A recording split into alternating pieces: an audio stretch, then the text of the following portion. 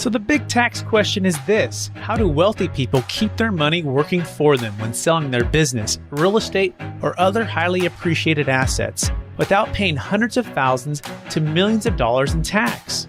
What if we, as business and real estate owners who have poured blood, sweat, and tears to growing our wealth, and who didn't hire expensive tax attorneys and CPAs to map out an exit strategy, knew their secrets?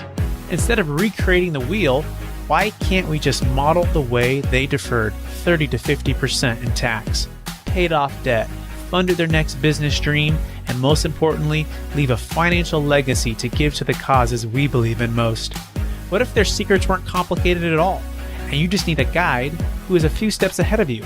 That is the question, and this podcast will give you the answers. My name is Brett Swarts, and welcome to Capital Gains Tax Solutions. Welcome to the Build It to Billions podcast, where we guide successful entrepreneurs and investors on their journey from millions to billions. We believe that the key to scaling and compounding your wealth in life starts every single day with a mindset and practice of stewardship over ownership and applying billionaire biblical principles. Our ultimate goals have to be scale and compound your wealth in life so you can give more all for the way to help MVPs. My name is Brett Swarts. Each and every episode, we're joined by some of the world's top entrepreneurs, millionaires, or billionaires, and they share their secrets, insights, and wisdom with us so we can all level up and make a bigger impact. I'm excited about our next guest. He's out of the area of London, and he is a special advisor. He brings 2 decades of hands-on experience launching, scaling, advising, and successfully exiting businesses. His own entrepreneur journey includes building a company over 20 years, culminating in a 9-figure private equity exit. And having experienced the highs and lows of business firsthand, he understands the isolation, pressure, and complexity founders face when navigating critical decisions. Today, he helps founders and leadership teams develop credible growth strategies, expand into new markets, and build future-proof organizations, and so much more. Please welcome to the show with me, Alexis Sikorsky. Alexis, how are we doing? I'm good. Thanks for having me, Brett. Excellent. For our listeners to get to know you for the first time, would you give us just a little bit more about your story and your current focus? Started a company in Geneva in 2000. Software company, started it as a bespoke software company. Then in 2003, made an M&A move, bought a company that was going bankrupt. So a distress acquisition of a banking software company. 2003 to 2006, just grew this company, start new product, new business for my private banking clients. Then get to 2007, 10, 12 million revenue, super profitable. I'm the king of the world. I'm really, really smart. Then nothing wrong can happen, right? Especially when you have a banking software company at the end of 2007, right? And what wrong can happen? Then 2008, the global financial crisis. I lost 75% of my revenue in one day.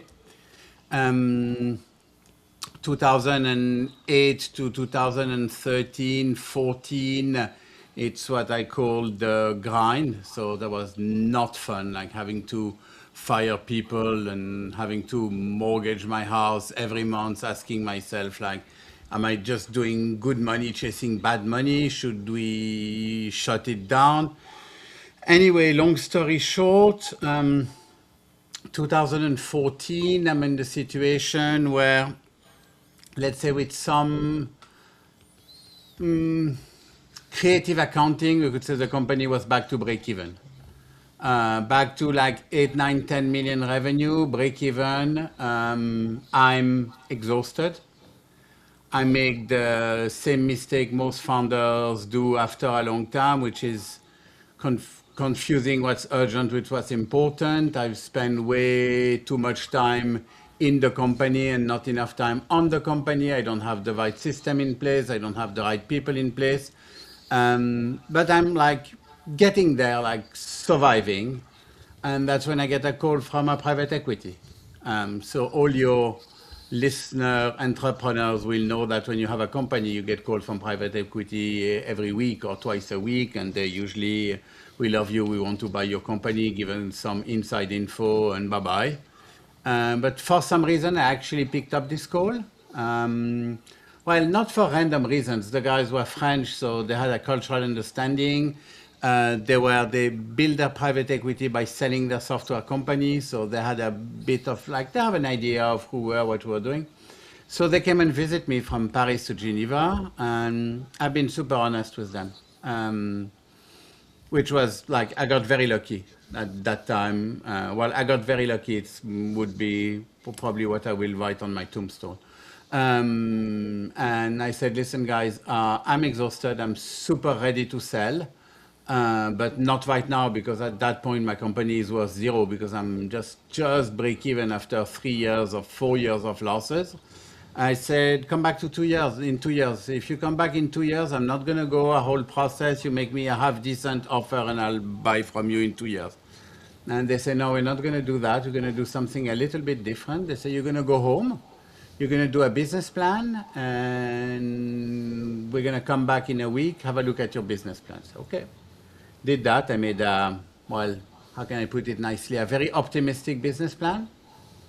And I think I was back to 3 million EBITDA in 2 years or something like that, after being negative for 4 years.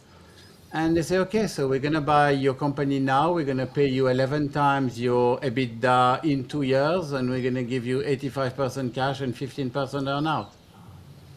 And I was like, okay, so it's somebody playing a practical joke on me. But no, that was actually, they made me an offer I couldn't refuse, literally.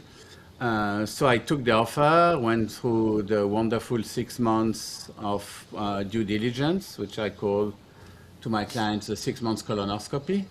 And they bought the company, and long story short, 2 years later, I made more with the 15% earnout that I made with the cash. So keep running the company as a CEO from 2015 to 2018. 2018, we acquired a company that was twice as big as us. And I put the CEO of this company as head of sales, and the more I was working with the guy, I was like, that makes absolutely no sense. The guy is 10 years older, he's way more experienced than I am, has experience in an international group. I went to see the private equity, say, hey, this guy should be CEO. And so they put him as CEO, they made me chairman of the board, best job in the world, by the way, if somebody is ever offering this job. It's the same salary, no responsibility. Instead of working 16 hours per day, you work half a day per month. Best job in the world. And in 2019, I went to see the private equity. I had a big midlife crisis, like new wife, new country, new kids. I said, okay, guys, I'm out. Just buy me out at a decent valorization, which they did. And they sold the company 3 years later. Okay, so pause here. This is so good, Alexis. Wow, what a journey you just took us through, and you did it in a very actually concise way, given everything that happened there. So I want to take you back to that one spot, though. I mean, because we're in a business environment that's a bit uncertain right now, right? The world's a bit uncertain. Interest rates are a bit uncertain. Political stuff's uncertain. AI and the changing of the industry is uncertain. I mean, and so the moment you lost 75% of revenue in one day, right? And then the tailspin that ensued over the next few years for you and your company,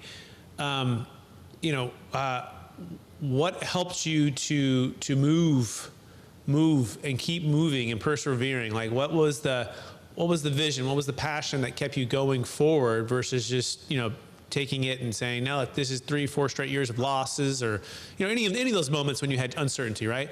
What kept you going forward?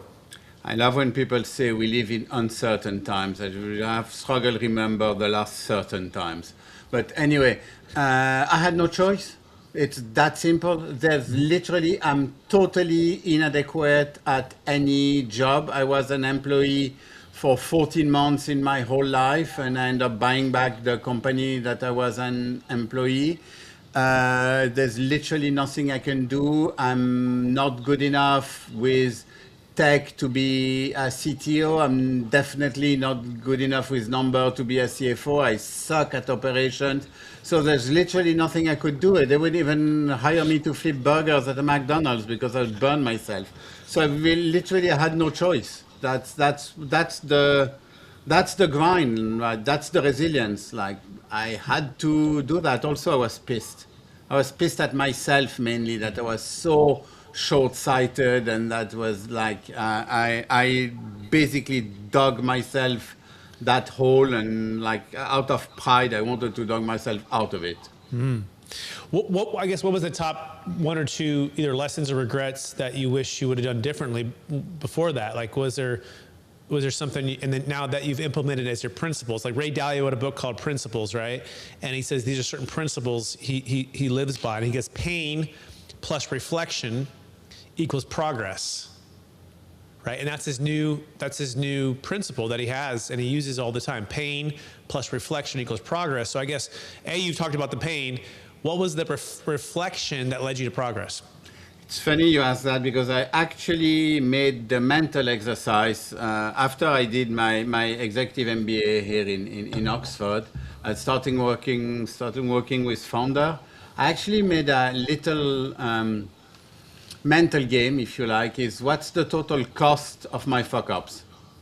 Like, if I started New Access still in 2000, same market condition, but just with the experience I gained, how different the path would be. And the total cost of my mistake would be roughly 50 million in 5 years. I would have sold 50 million more in 5 years earlier. And in that particular case, you're discussing the biggest mistake is not having a war chest. Like, that's one of the first things I tell my client. It's not like if shit will happen, it's shit will happen. How do you prepare for it? Like, market will change. Like, you're talking about uncertainty. When was it ever certain? Like, I started my company, bespoke internet software development in 2000. The market was really waiting for me for a new internet development company. You know what I mean? Like, there's always, every few years, there is a massive, oh, what a surprise, shit happens. Got it. Okay, so that's really key. So having, and maybe talking a little more about what that war chest is, right? So of course, imagine emergency funds, I imagine expenses, I imagine just much more, I guess, conservative with liquidity and savings and such. Is that what you mean by war chest? Yeah, basically, and of course it's variable depending on your company conditions. If it's like, but basically I want, if I start working with you, one of the first goal is I want 9 months of burn rate in your bank account. Mm-hmm. That's it. And also because I love M&A, I'm a big M&A advocate, so I would need this ammunition to grow your company anyway, so. Mm-hmm. Got it. Okay, so at least 9 months of burn rate in the bank account, and then maybe some ammunition to maybe try to acquire other companies in your area of expertise. Okay, that makes sense. Okay, so that was key to have that. And then what was some of the other principles that you learned during the pain plus reflection type of analyzing all of that? Well, one of my favorite one is what I call confusing what's urgent with what's important. Mm-hmm. That's a mistake, to my knowledge, every founder makes. And it's normal, and you should make it at the beginning. Like, you are picking up the client's call, you're talking with the developers, you are doing the sales, you're working with your accountant, you do everything. Mm-hmm. And everything is urgent. Because it's a new company, everything it's urgent, like. And you end up at some point where you are the strongest asset of your company. At some point, you become a liability.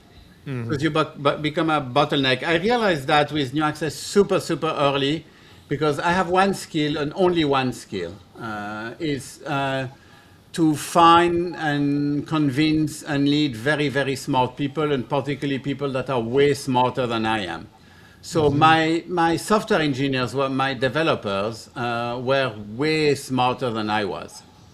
And, you know, when we were a 4 or 5 people company, we were all coding, right? Because it's all hands on deck. Mm-hmm. And one day they all came together in my office at like 8 p.m. at the end of the day, where I was like trying to code something. They said, listen, we love you. We think what you're doing is fantastic, but can you please never write a line of code anymore? Because it costs us so much more time to debug the shit you write than to writing our own code. So please focus on the client and let us do the coding. By the way, this is another principle that Ray talks about that I think this is key to what you just said. Don't let your ego and blind spot barriers stand in your way. Don't let your ego and blind spot barriers stand in your way. Be open-minded and assertive at the same time. So what does that mean to you? Well, basically, sorry, it seems to have lost my camera. It's okay. You can maybe re-click it in, we can edit that out and restate it once you come back.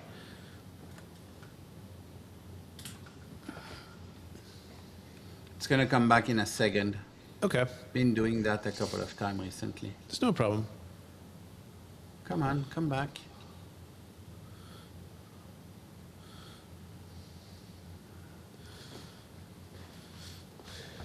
Sorry. I don't know what's happening. It's okay. Is there another application that has it running in the background? No, it does that from time to time. I don't know why. And if you click on the little camera icon on the below, you might No, be able I have a webcam utility because I'm using a proper camera, and randomly it really. You could also try to refresh and just come back in. So refresh the entire, and just come back in. It'll bring you right back in, and you could try. That might fix it. Yeah, hold on.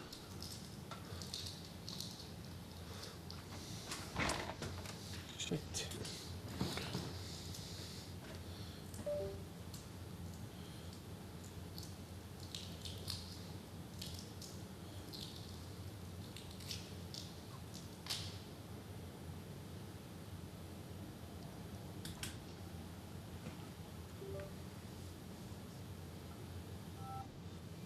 Here you go.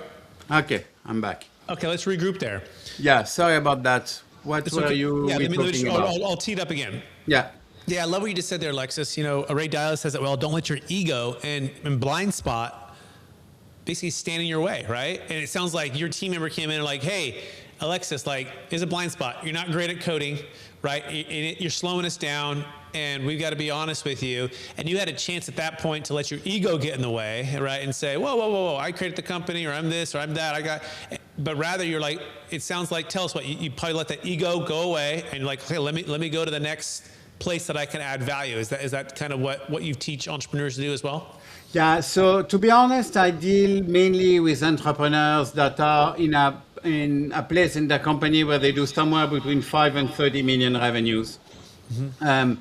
Because that's going to be the topic of my next book. I feel there is some kind of a ditch somewhere around the 10 million mark where people get stuck, and that's where I'm mainly involved. And to be honest, the egotistic, I know-it-all founders are already been trimmed at that point. You don't get to 10 million with thinking you know everything, and it happens. But usually, when I talk to somebody that I have a feeling knows everything. And that means he's probably not going to listen. And that's usually my interaction with him or her is like 20 minutes because I don't onboard these people as clients ever. That's the only, not the only, but the main reason I don't onboard a client. Feeling like I'm expensive. Like, why would you pay me to not listen? Doesn't mean you have to do everything I tell you. And most of my clients don't do everything I tell them. But listen. Why would you pay me if you don't listen? That's really good. I love that.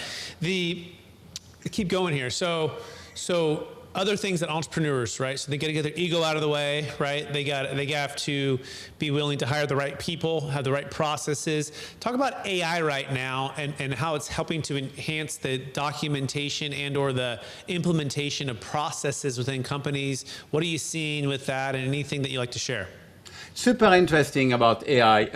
Keep in mind, I'm absolutely not an AI expert, right? I'm 56 years old, so my knowledge is limited. I'm too old to be an expert.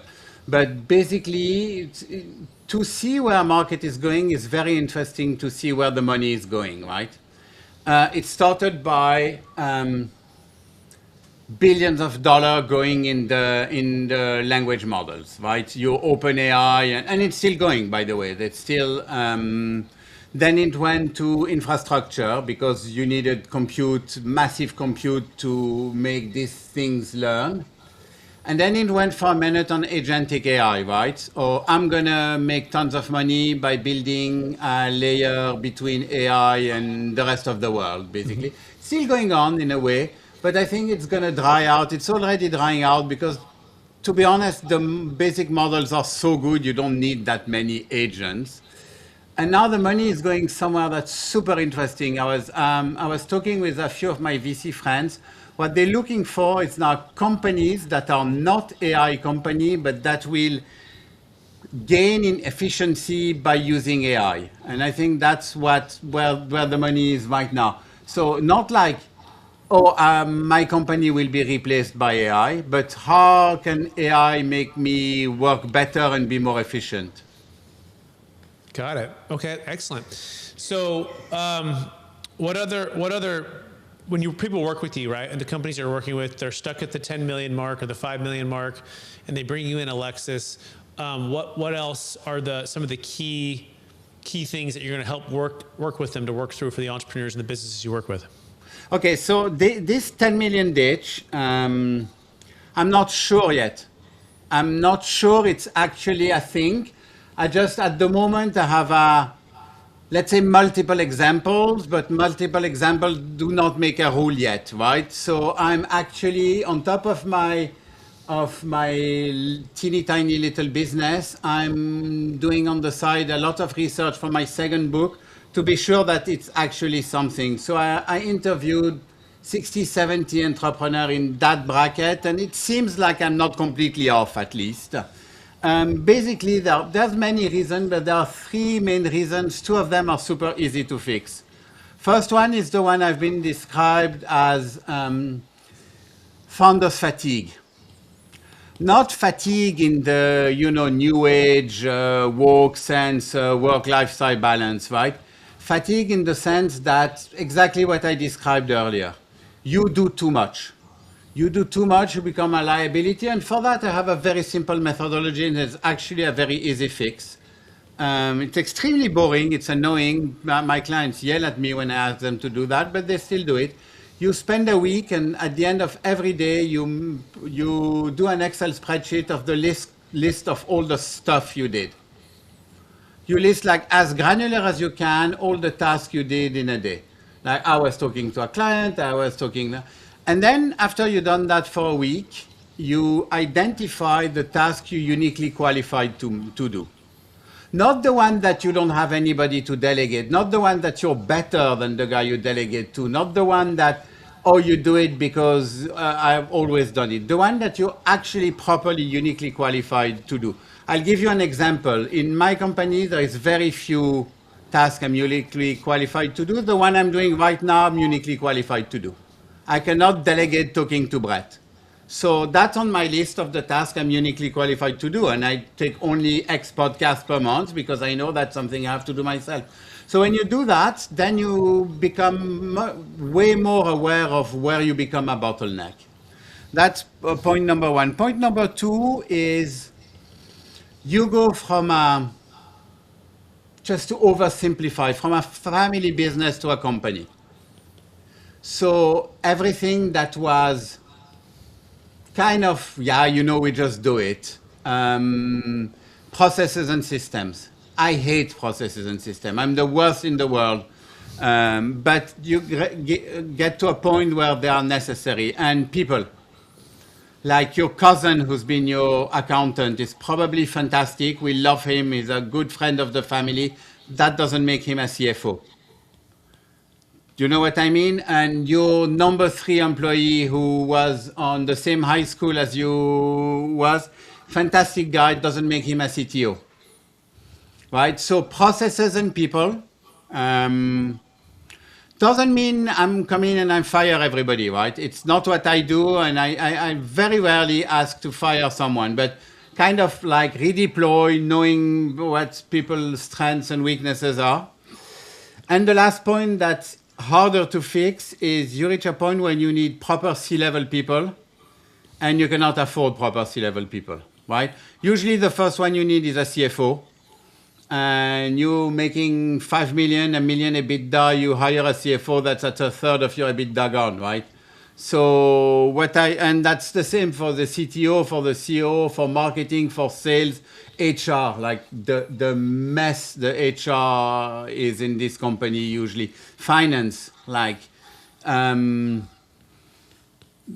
I was amazed by how many founders I was especially amazed because that one mistake, probably the only one I didn't make. I always had very good financial reporting, but like what a small percentage of founders has a proper monthly financial reporting, not quarterly, monthly, and not 50 pages of Excel that are useless, 10 numbers, the 10 numbers you need to run your company, etc. And then, yeah, you need a CFO, you need all these C-level people, and this is tricky because you can go fractional, but it's hard to find. Most people who sell fractional CFOs are actually selling bona fide accountants, right? So it's hard to find. So what I did is basically I called all my friends I've been working with for 30 years, and created a small 12, 14 people team of all C-level people. And we don't operate as fractional. So there is two words we're not allowed to use, and I yell at them when they do. They're not allowed to use consultant, and they're not allowed to use fractional. What we do is we go Navy SEALs way. So we identify the difficulties in a company. We send a team in. They work together as a team, fix the stuff, fast in, fast out. Basically, that's what we do. Sorry, that was not really your question, right? No, it was exactly my question. And by the way, you can learn more about Alexis. I'm going to spell it for you in a second. I'm going to pronounce it first. Sikorsky, by going to LinkedIn, and that's the best way to find him. And it's spelled, Alexis is spelled as you would think Alexix, and the last name is Sikorsky. No, this was incredible. I'm taking notes here, and so I'll make sure I caught this. Yeah, number one is the founder's fatigue, right?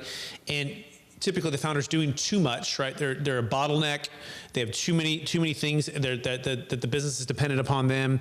And the simple fix to that is an easy one, or at least to diagnose it, is to, at the end of every day of a week, you assess, what did I do today? Like, list everything you did today, right? And then ask yourself, the second part of the question is, what am I uniquely qualified to do, right? And if you're not, then you need to fix that, right? And so that makes perfect sense. Second thing is family business to company. So really leveling up and saying it's no longer about my personal relationships that's going to drive this company, or my feelings about it. It's really leveling this up to a business properly.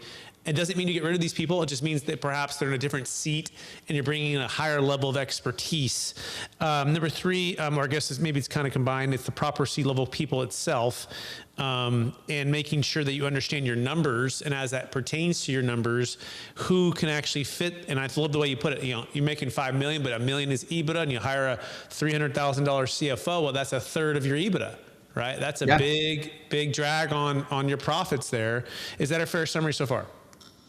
Yeah, that's fair. Just to go back on the founders being the bottleneck, actually, when you talk to founders, you'd say half of them will acknowledge that, and half of them are not yet to the point where they're ready to acknowledge that. Mm-hmm. So I have a little mental game. I said, okay, so now on Monday, you're leaving, I'm a scuba diver. So I say, you go on a diving trip, mm-hmm. You'll be 3 weeks on a boat with no internet. What happens to your company? Mm. So I'd say at that point, 80% say, oh yeah, that's not going to be great. And 20% are lying, because if they were ready to leave 3 weeks without the communication to the company, I would have noticed. So I say, oh, no problem, nothing. I say, okay, cool, do it. You deserve it. I'll buy the plane tickets for you. I know where to go in a hotel that has no internet connection. I think you deserve that. Take your family, and in 10 days you're out. Not one took me on my offer yet. Mm-hmm. I love it. Yep. That's excellent. And then the last part, I think I just want to finish this, is the Navy SEAL approach, right?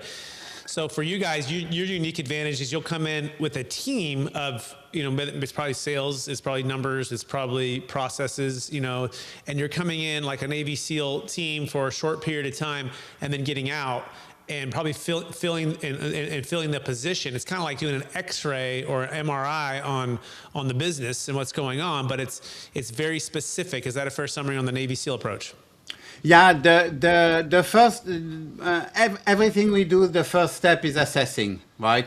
And it's usually mostly a CFO job, and in tech company a CTO job, because you need to know how bad your tech is. I know it's bad because every tech is bad, but I need to know I have the best tech in the world. No, you don't. And let's find out how bad your tech is. And then usually marketing is not great, HR is terrible. So I usually send a CFO, and the reason that's a bit commercial as well. A lot of this company has trap capital value. They spend too much on stuff they shouldn't.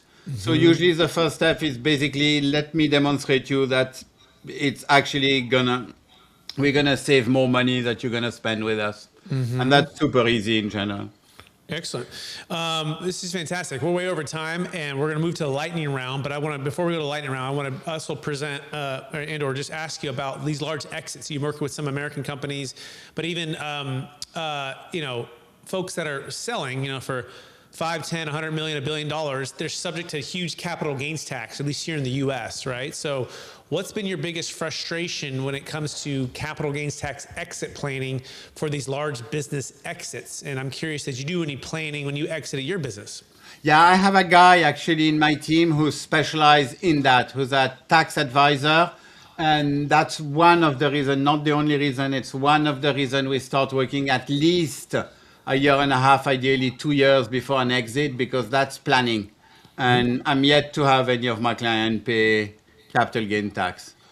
That's good. Excellent. And we have great to compare notes. We build capital gains tax exit plans with our company, and we're a trustee, U.S. company. So this is really just all subject. It doesn't matter where you live, but if you have a U.S. company that you're selling, a business, stock, real estate, Bitcoin, we can defer the tax on the exit using a trust with an installment sale method, where they sell to a trust and the trust pays them back over time, kind of like a seller carryback with the trust, but it doesn't involve the ultimate buyer.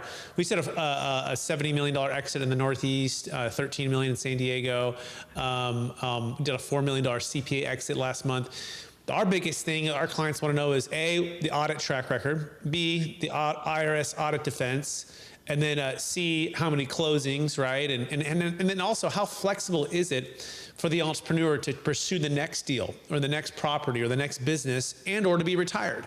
And so our strategy is very flexible for that.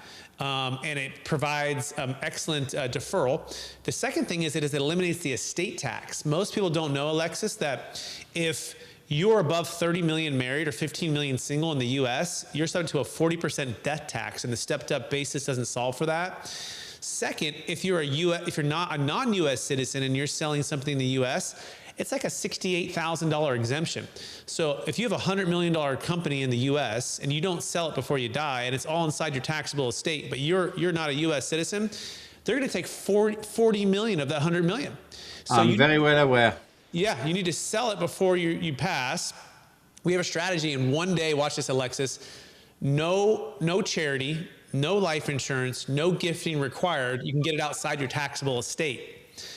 Okay, and this is huge because most people don't do the planning. And you mentioned a year and a half before you set up, because you need to plan this before.